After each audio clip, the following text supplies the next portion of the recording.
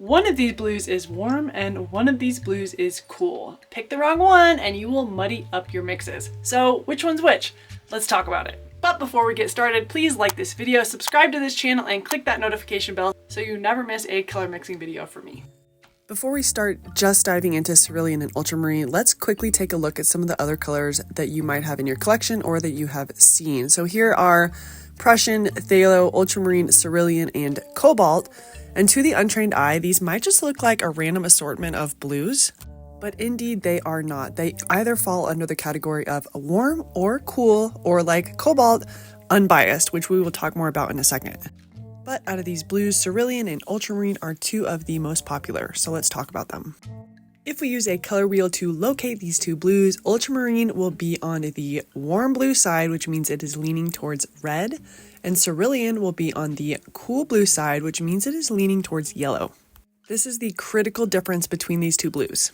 In fact, something you need to know is Ultramarine is one of the only warm blues out there, and most other blues are going to be leaning towards yellow, aka a cool blue. And then Cobalt is specifically unique because it is unbiased, which means it doesn't really lean towards red or towards yellow. Okay, so now let's get some paper out and look at these two blues. Ultramarine blue is historically from a semi-precious stone called lapis lazuli, which was first used in Afghanistan in the 6th century and was later imported to Europe starting in the 14th and 15th centuries.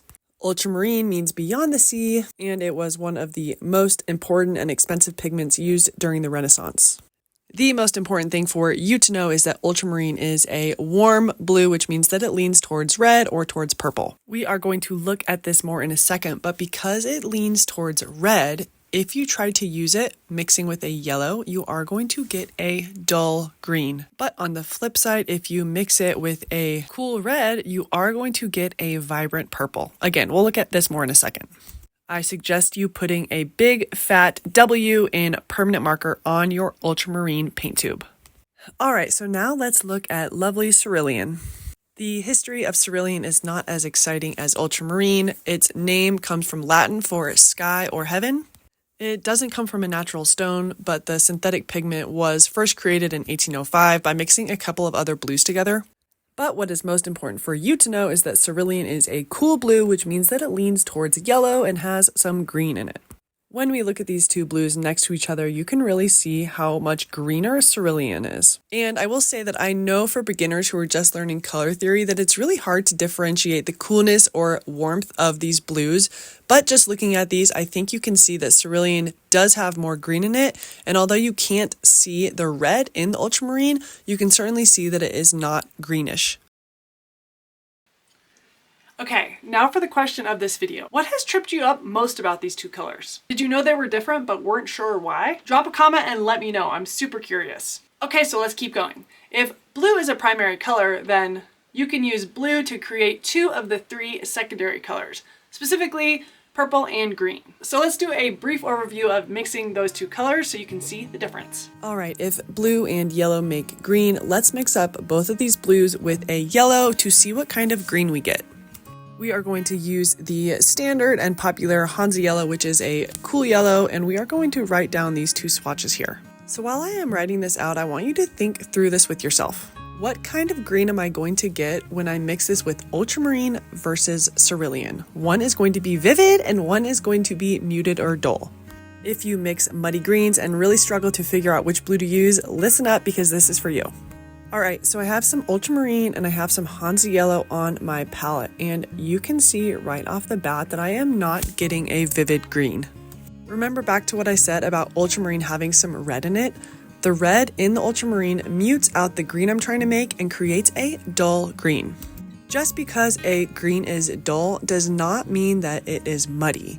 If you are trying to get a vivid green and you get this green, it might feel muddy, but in the right context, this is the right green that you're looking for. As I am going down the page, I have more blue up top and more yellow down below. Alright, so moving on to cerulean and yellow. As I get this started, what do you think is going to happen? Is it going pretty quickly? You will see that perhaps this is the elusive, vivid, and bright green you have been searching for. Also, notice how much more pigmented cerulean is. You barely need any cerulean blue to really get a strong green. That's because cerulean leans towards green and it just wants to become green. In fact, I'd have to add a lot more yellow to this palette to even get that super yellowy green I wanted to show you, but you get the idea. So down below, it's a little bit more yellow, and up top, I'm going to add more of the cerulean blue to show you what that looks like up top.